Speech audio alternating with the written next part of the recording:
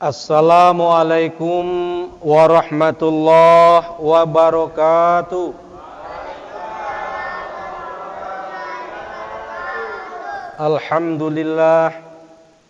Alhamdulillahilladzi arsala rasulahu bil huda wa dinil haq liyudhhira 'alad dini kulli walau karihal musyrikun walau karihal kafirun. Ashhadu an la ilaha illallah wahdahu la syarikalah wa ashhadu anna Muhammadan abduhu wa rasuluh. Allahumma sholli ala Muhammad wa ala alihi wa sahbihi ajma'in. Qala Allah ta'ala fil Qur'anil Karim ba'da a'udzu billahi minasyaitonir rajim. Bismillahirrahmanirrahim. Wal 'asri innal insana lafi khusr illa alladzina amanu wa 'amilus solihati wa tawashaw bil haqq wa tawashaw bis sabr. Rabbi shrah li sadri wa yassir li amri wahlul 'uqdatam min lisani yafqahu qawli. Qalaidan kuntum khaira ummatin ukhrijat linnas ta'muruna bil ma'ruf wa tanhauna 'anil munkar wa tu'minuna billah. Wa qalaidan wa dzakir fa inna dzikratan fa'ul mu'minin. Qala Nabi sallallahu alaihi wasallam, man ahya sunnati faqad ahabani wa man ahabani kana ma'i fil jannah.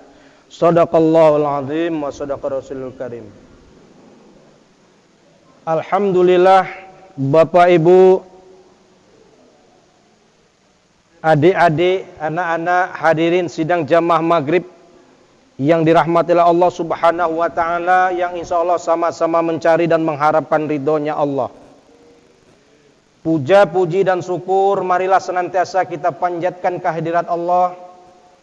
Oleh karena memang tak ada kata yang pantas kita ucapkan ketika ini kecuali rasa syukur kita kepada Allah, bahwa Allah masih sayang kepada kita, Bapak Ibu yang mulia. Sayangnya Allah kepada kita hingga masih diberinya kepada kita untuk bisa menghirup udara segar yang tanpa bayar ini.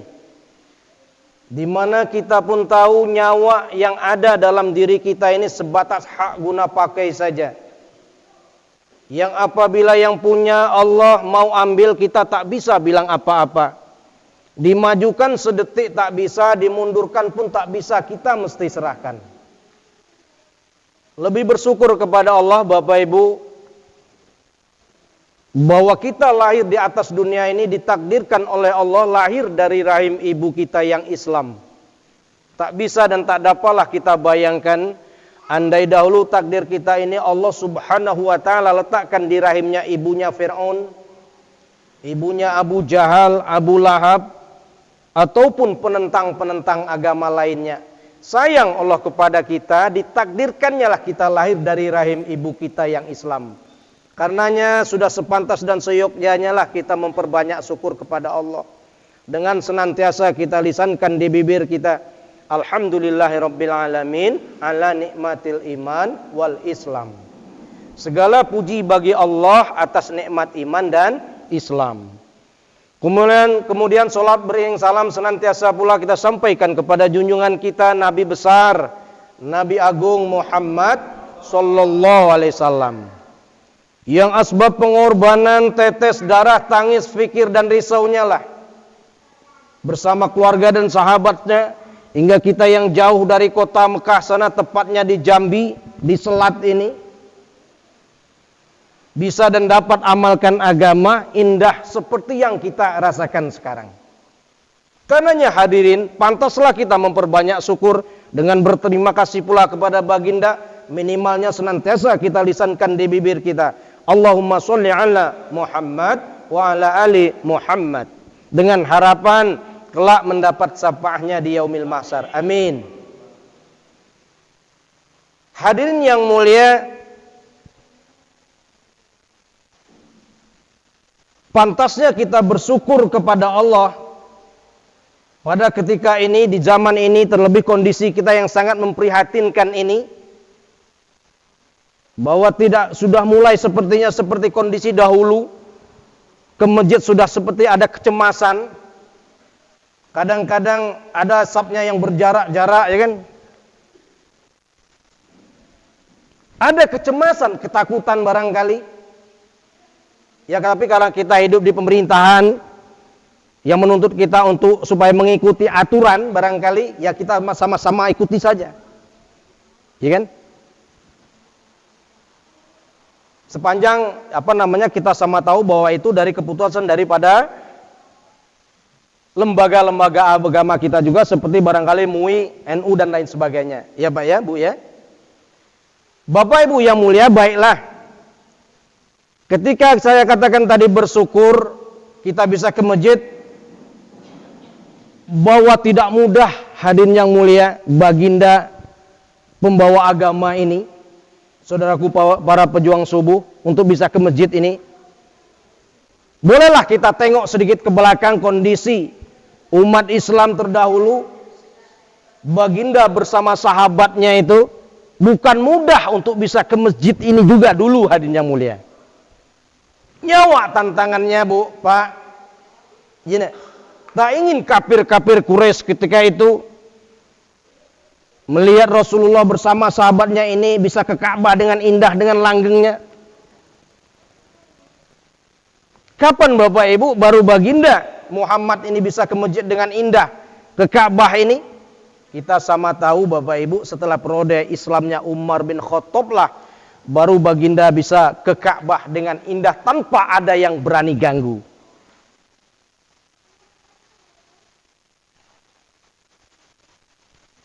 Hadirin yang mulia, Umar ini sebelum Islam terkenal penentang Islam, kelas wahid, kelas 1, bahkan melebihi Abu Jahal, Abu Lahab sekalipun.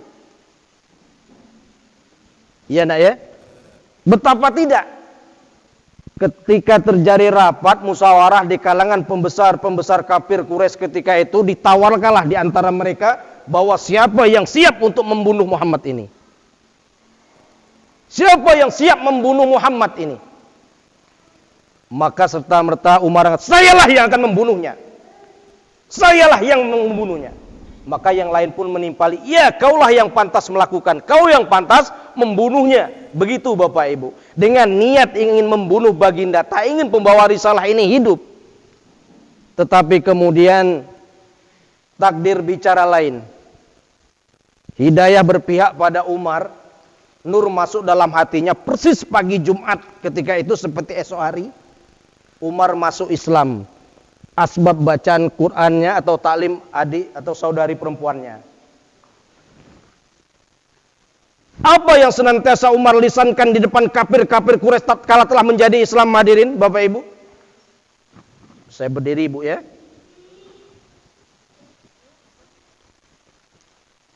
Barang siapa yang ini anaknya menjadi yatim, istrinya menjadi janda, hadapi saya depan Ka'bah. Demikian hari. Sambil hunuskan pedangnya. Sambil hunuskan pedangnya. Barulah Bapak Ibu yang mulia, baginda Rasulullah bersama sahabatnya bisa ke Ka'bah dengan indah tanpa ada yang berani ganggu. Berani-berani ganggu umat Islam. Berani-berani berganggu. Langkai mayatku. Begitulah Bapak Ibu yang senantiasa Umar lisankan di depan kafir-kafir Quraisy ketika itu. Alhamdulillah hadirin yang mulia Bapak Ibu, hari ini tak ada yang ganggu kita untuk bisa mendatangi musola apa namanya ini? Mutmainah. Betul-betul tenang, mutmainah. Berdasarkan namanya ya Pak ya. Alhamdulillah. Tidak ada yang ganggu Pak. Macan keliaran tak ada. Perang tidak, aman-aman saja Pak. Nah, tapi bagaimana kondisinya hari ini Pak? Masjid kebanyakan kita lihat. Tidak di sini, barangkali di mana saja. Ini masjid cenderung kadang Pak, Allahu Akbar. Kadang-kadang hadirin, cobalah kalau kita kadang-kadang lebih banyaklah tiangnya ketimbang jamaahnya. Ya enggak? Betul Pak? Nah maaf kalau Bapak ke Angso Duo itu, ya kiri jalan, sebelum Angso Duo itu apa namanya? Masjid Al-Falah, Masjid Agung Al-Falah, Islamic Centernya Jambi, lebih dikenal dengan Masjid 1000 Tiang. Kecuali hari Jumat, ya kan? Idul Fitri, Idul Adha kalah memang tiangnya, Pak. Iya, Bu ya. Nah kalau hari-hari lain insya Allah bolehlah sebuktikan nanti. Zuhur, asar, insya Allah banyaklah tiangnya ketimbang jamaahnya. Ini yang kita patut syukuri di kampung kita, di Musola Mutmainah nih, Bu. Tak terjadi yang seperti itu. Kenapa? Karena tiangnya cuma 4. Nah, kalau kalah juga, terlalu ya, Bu ya. Nah, karenanya patut kita syukuri. Alhamdulillah, saya duduk lagi. Dan alhamdulillah tadi juga sudah sama kita saksikan, kita sama lihat banyak jamaahnya timbang daripada tiangnya. Kalah jauh tiangnya. Mudah-mudahan zuhur asar juga. Amin. Iya, Pak ya. Rame juga. Ada. Azan ada pastikan, Pak ya. Kata Rasulullah, tidaklah berkumpul 1 atau 2 orang ataupun 3 di satu pedalaman sekalipun, di rimba sekalipun, mereka tidak berjamaah, sesungguhnya setan menguasai mereka. Apatah lagi di satu kampung yang ramai seperti ini, tidak berjamaah, setan yang banyak menguasai kita, Pak. Maka tidak karu-karuan lah kampung itu. Ini masjid musola ini jantungnya kampung, ya Pak ya. Kalau jantungnya mati, mati ini kampung. Kalau mini hidup nih jantungnya, maka berdetaklah ibarat tubuh, Pak. Hidup dia. Terjadi banyak kemaslahatan di dalamnya. Jika tidak, nauzubillah, centang perenang yang tidak karu-karuan, ngadu ayam, berjudi yang tidak karu-karuan akan hadir di sekitar sini. Alhamdulillah di kampung kita ada itu, Bu. Terus, Pak. Azan terus dikumandangkan, terus yang laki-lakinya ke masjid terus. Pastikan ibu-ibu anjurkan bapaknya, suaminya, anak lakinya ke masjid. Insya Allah maksiat akan jauh dari kampung kita apabila azan terus dikumandangkan, laki-lakinya senantiasa sholat fardu di masjid. Amin.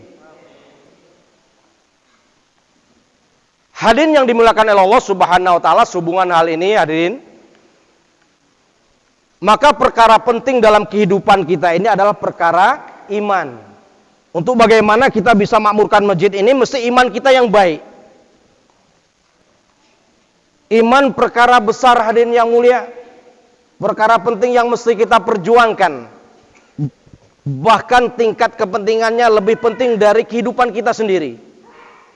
Iman lebih penting dari makanan yang kita makan ketika lapar. Iman lebih penting, lebih besar dari minuman yang kita minum ketika lapar pun demikian. Iman lebih penting, lebih besar dari udara yang kita hirup ketika kita hendak bernapas. Mengapa demikian rupanya hadirin yang mulia? Oleh karena kalau kita tak makan barangkali 1 hari, 2 hari, seminggu, sebulan, paling-paling mati, Pak, Bu, tidak ada masalah. Demikian juga kalau kita tak minum sehari, seminggu, sebulan, mati paling.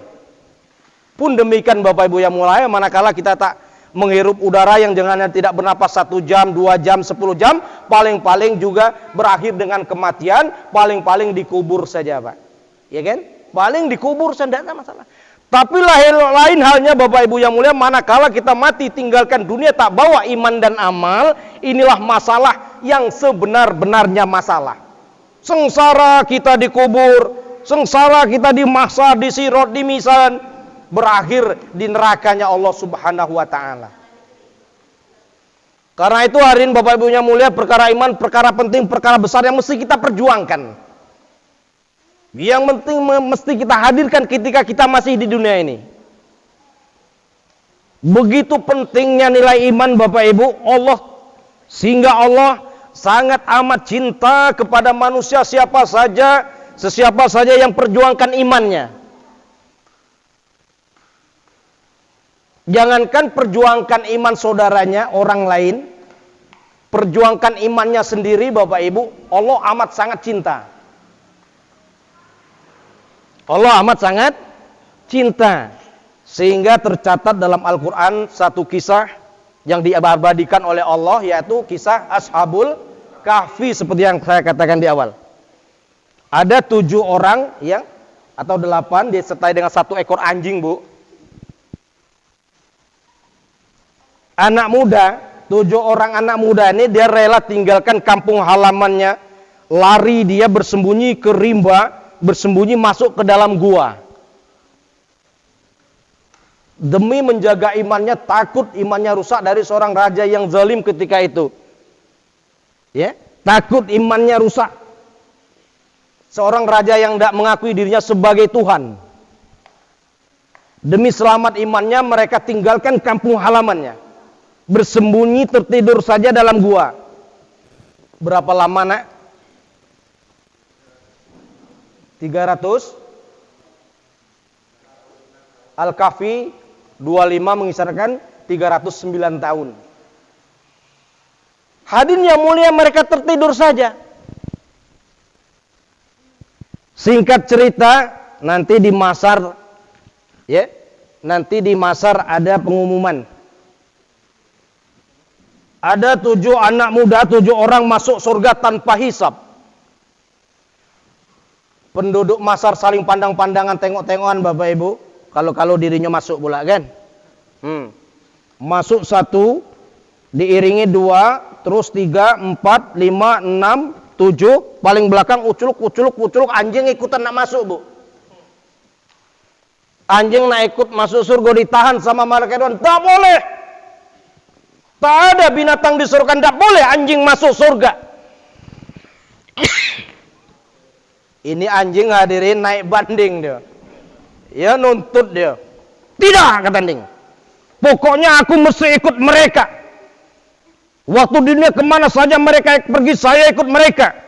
Karena mereka diusir, aku pun ikut mereka. Dilempari pun aku ikut dilempar. Ini kaki depan saya ini patah gara-gara ikut mereka lah nih, kena lempar nih. Dalam bingungnya malaikat Ridwan, Bapak Ibu hadirin, terdengar suara dari arsy-Nya Allah.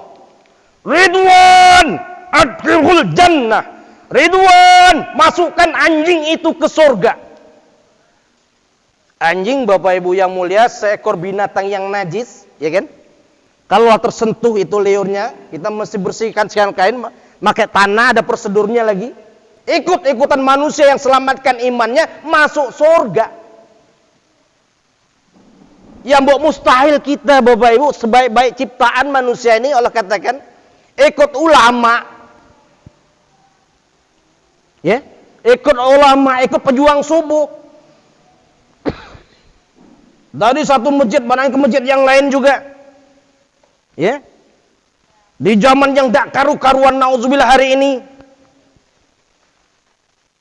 Ikut ulama, ikut kiai, ikut ustaz. Memakmurkan masjid-masjidnya Allah. Dengan masa yang bermacam-macam, alhamdulillah kami dari kesempatan ini sedang memakmurkan masjid. Di musola salat sana, Pak. Diundang tadi suruh datang ke sini. Alhamdulillah Allah sampaikanlah saya di sini hari ini. Dalam rangka memakmurkan masjid-masjidnya Allah, Bapak hadirin. Mereka tidur saja, Pak, di gua nih. Bismillah, minum dulu, Bu ya. Bismillah. Minum tangan kanan ya, enggak boleh tangan kiri. Bismillah, alhamdulillah.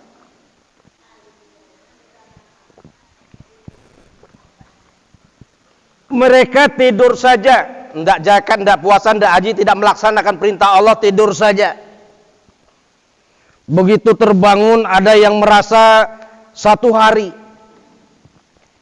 ada yang merasa setengah hari, ada merasa hitungan jam. Yang jelas perut mereka lapar, Bu. Anjing yang selalu ikut mereka di depan gua tinggal tulang belulangnya saja.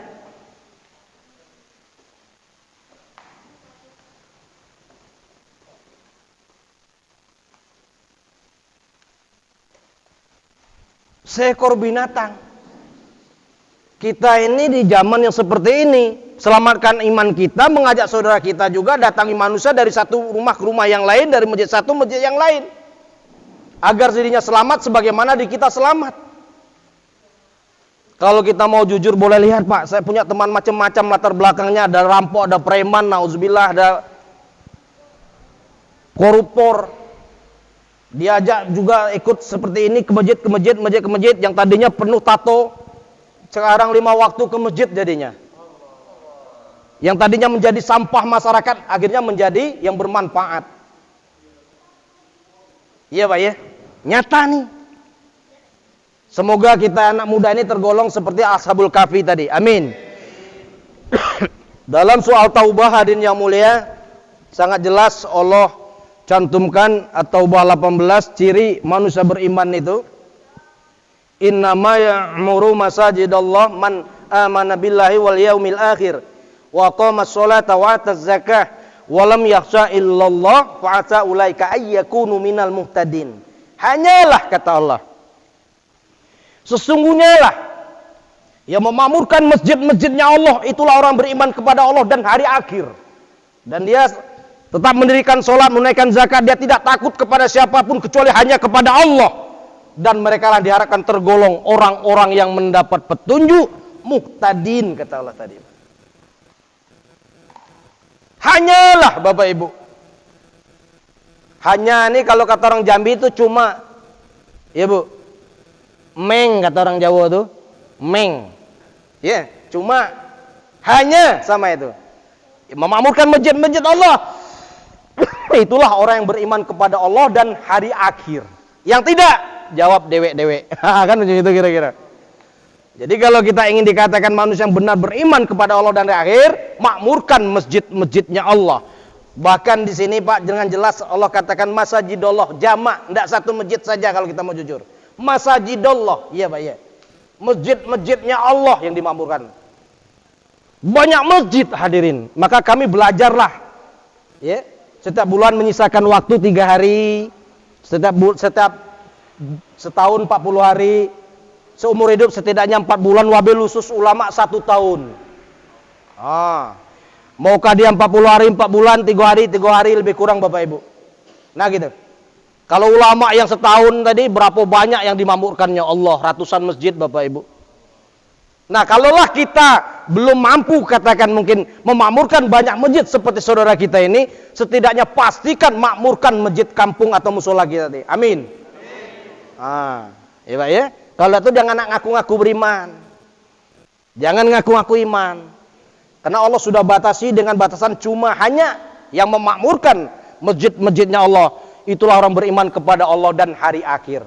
Semoga saudaraku, Bapak Ibu yang ada di sini tergolong hamba-hambanya yang memakmurkan masjid-masjidnya Allah. Amin. Hadirin yang dimuliakan oleh Allah, ketika iman kita sempurna, ketika iman kita benar, akan dengan amat mudah kita melaksanakan perintah-perintah Allah.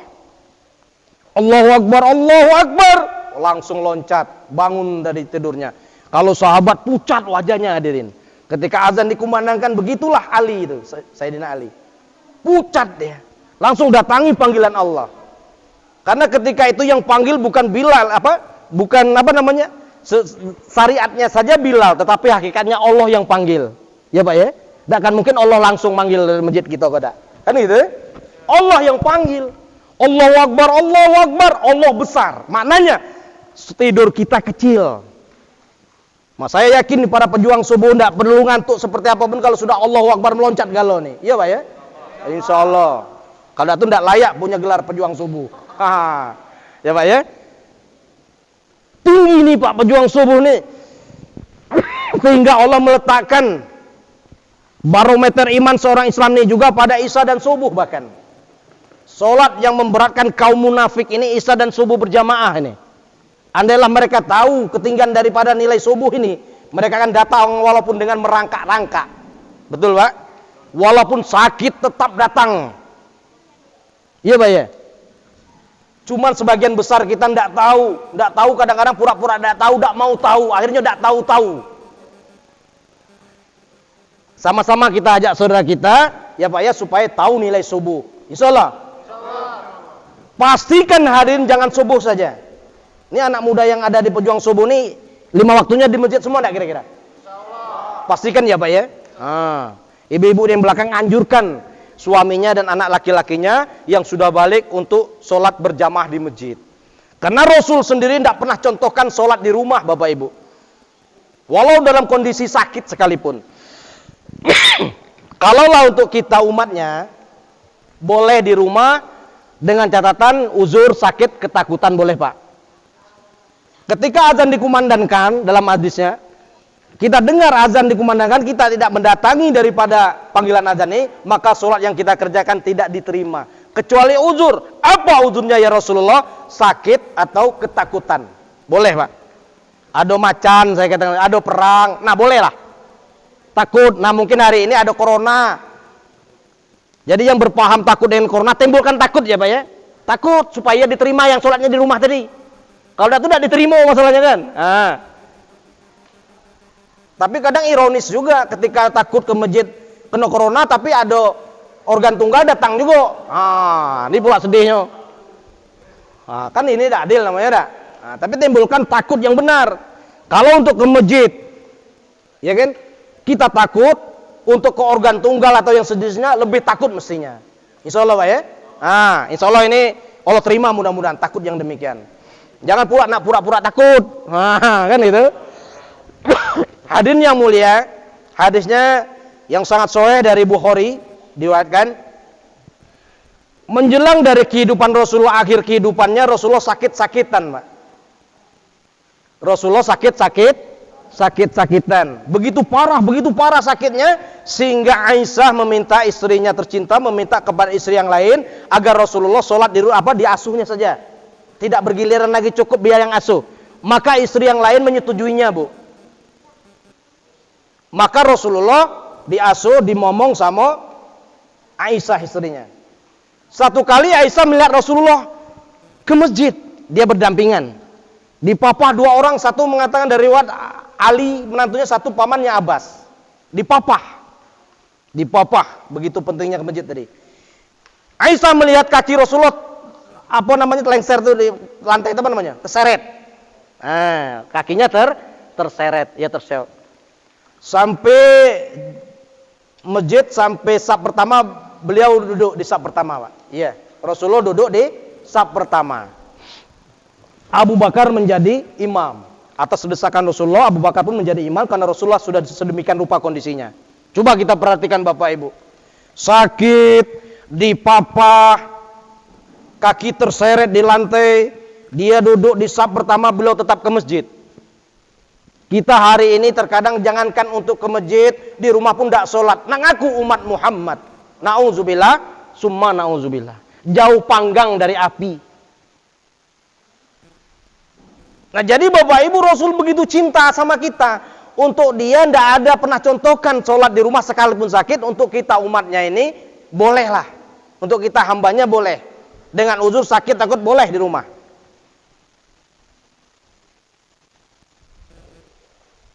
Hadirin Bapak Ibu yang mulia, ini Rasulullah tidak memberikan teladan sebaik teladan beliau ini. Artinya maknanya hadirin, lagi Rasulullah sakit sholat di masjid, lagi Rasulullah sakit sholat ke masjid, umat hari ini tidak sholat. Apatah lagi Rasulullah sakit sholat di rumah, tambah tidak sholat umat hari ini, Pak. Ya, sebaik-baik teladan dia contohkan. Nah kalau kita sehat hari ini tidak ke masjid juga, nah macam mana jadinya coba? Sementara hadirin, kenapa rupanya kita pentingnya sekali lagi kita bicarakan ini, kalau kita tidak tahu juga ancaman seperti apa, mungkin kita santai-santai saja. Baginda katakan satu fardu yang kita tinggalkan sholat, Pak, kita tidak sholat, itu nanti akan mendekam dalam neraka selama satu hukum. Satu hukum berapa lama ya Rasulullah? Kata sahabat, satu hukum 80 tahun, Bu. Satu hukum 80 tahun. Ali ketika ditanya juga demikian jawaban Rasulullah, Aisyah pun demikian, Abu Hurairah demikian, sepakat, sahabat sepakati bahwa satu fardu tinggalkan sholat mendekam dalam neraka selama satu hukum. Di mana satu hukum itu 80 tahun. 80 tahunnya ukuran akhirat. Satu hari di akhirat 1000 tahun di dunia. Bagaimana kalau 2 hari zuhur asar kita tinggal tadi? 2 hukum, 80 akhirat kali 80. Kalau hari-hari tidak sholat, maka tidak berlebihan bagi dia katakan nanti tidak akan ada manusia masuk neraka beribu-ribu tahun lamanya. Beribu-ribu tahun lamanya. Karena dia seorang Islam, tetap dibangkitkan, dimasukkan ke dalam surga. Tentunya setelah melalui proses penggorengan yang panjang, Bapak Ibu. Dalam hadis yang dikatakan satu fardu kita tinggalkan sholat, tercatat di pintu neraka yang mesti kita masukin, tidak bisa tidak. Apakah Rasul berdusta? Apa mau Rasulullah berbohong? Maka zolim kezuliman besar kalau tadi saya diminta ke sini, saya tidak datang nih. Pasti Bapak Ibu tuntut saya di akhirat nanti. Atas dasar ini saya datang ke sini. Ya Pak ya? Zolim besar. Kita biarkan saudara kita ada azan tidak ke masjid tuh. Kita tahu nah masuk surga dewe namanya.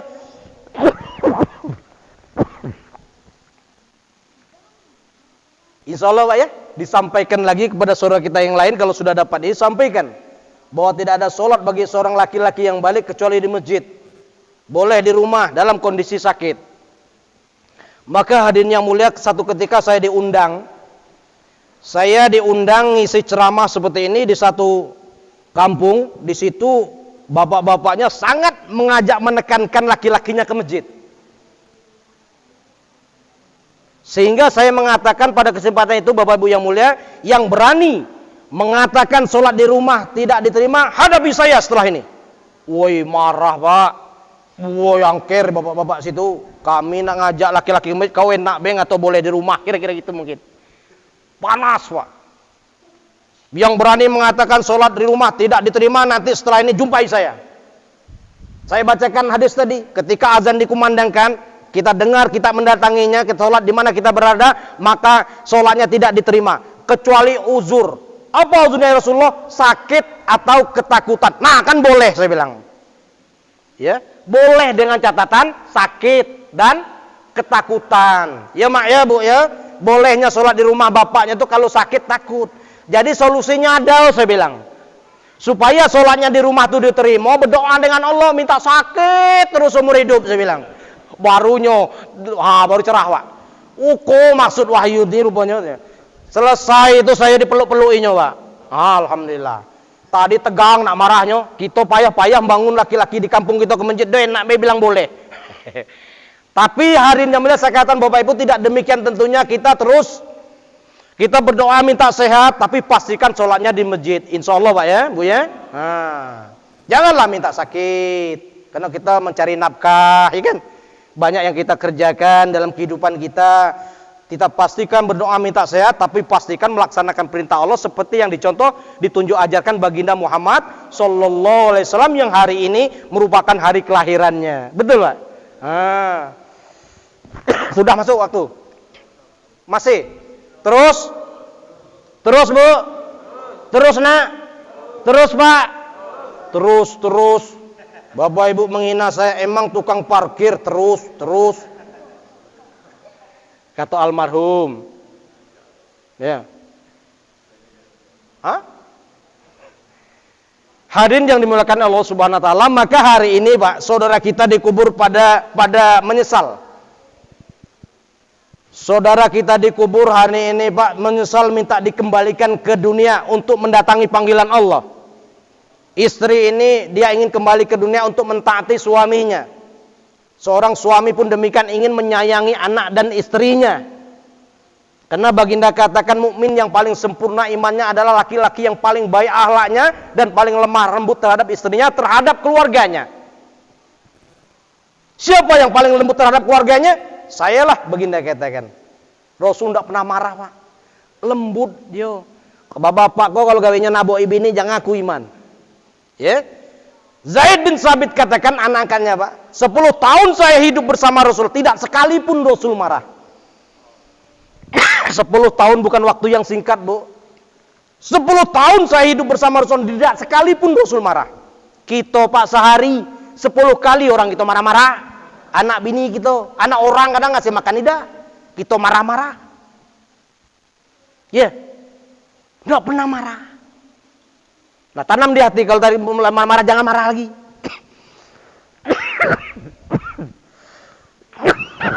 Kau hadirin yang mulia, maka Rasul katakan barang siapa mampu tundukkan pandangan, bapak-bapak bagi yang mampu tundukkan pandangan, Allah beri, Allah karuniakan rasa nikmat, Allah berikan taufik rasa nikmat manis dalam ibadah.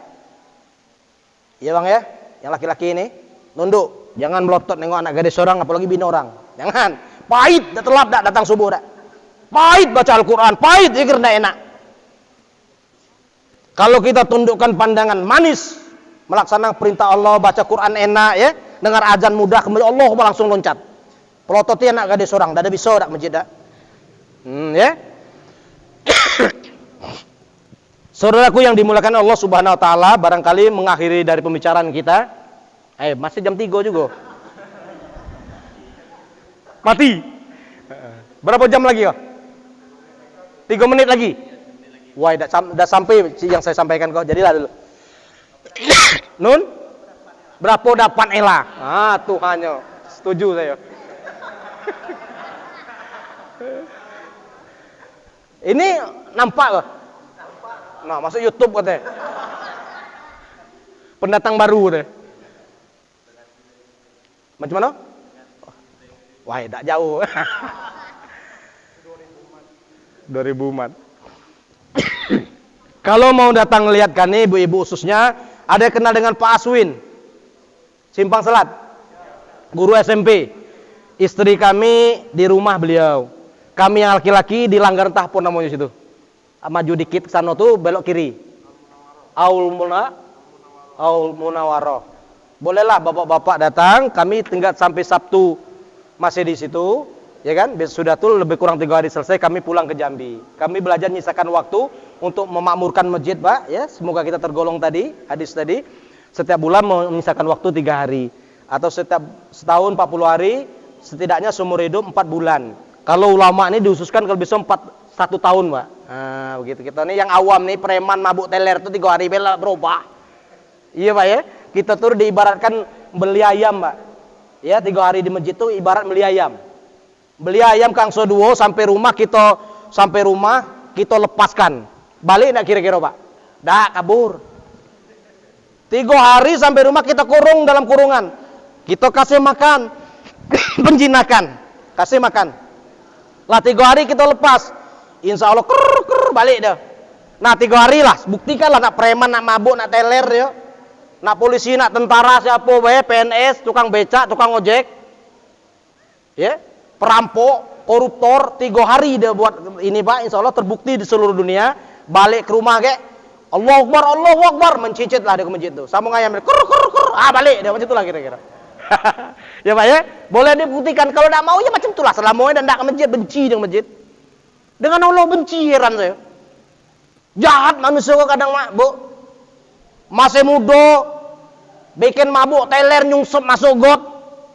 Lah tua-tua suara lah bodoh. Allahu Akbar, baru kasih untuk Allah. Ya, ya, Bu ya. Mending masih bisa, kadang-kadang hilang dan sembahyang lagi. Mati. Ya, Pak ya. Jahat kita nih. Tegap-tegap untuk mabuk, teler. Ampas-ampasnya kasih untuk Allah. Masih mending kalau bisa. Makanya hadirin kata Rasulullah, Allah mencintai, kata Allah mencintai hamba-hambanya yang bertobat.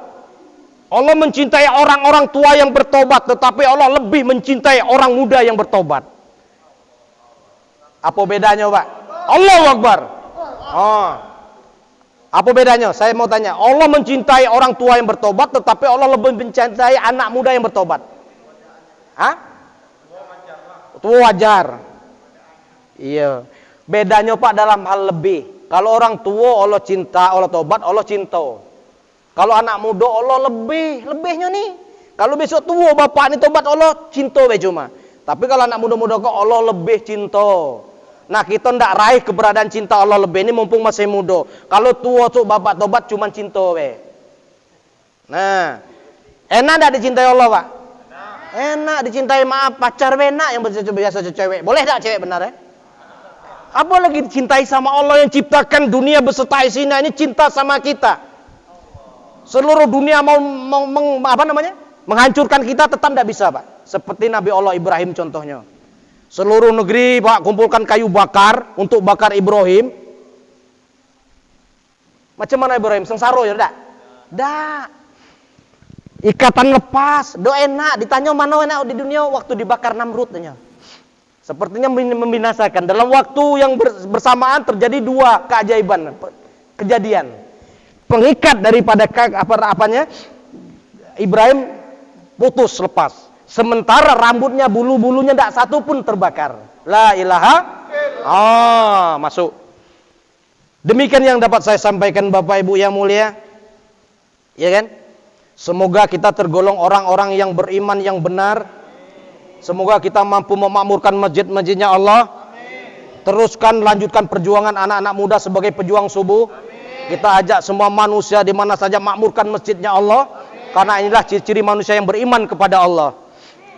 La yastawi ashabun nari wa ashabul jannah. Ashabul jannati humul faidun. Tidaklah sama penduduk surga dengan penduduk neraka. Penduduk surga itulah orang-orang yang mendapat keberuntungan. Subhanallah wa bihamdihi, subhanakallahumma wa bihamdika, asyhadu alla ilaha illa anta, astaghfiruka wa atubu ilaih. Wabillahi taufiq wal hidayah. Wassalamualaikum warahmatullahi wabarakatuh.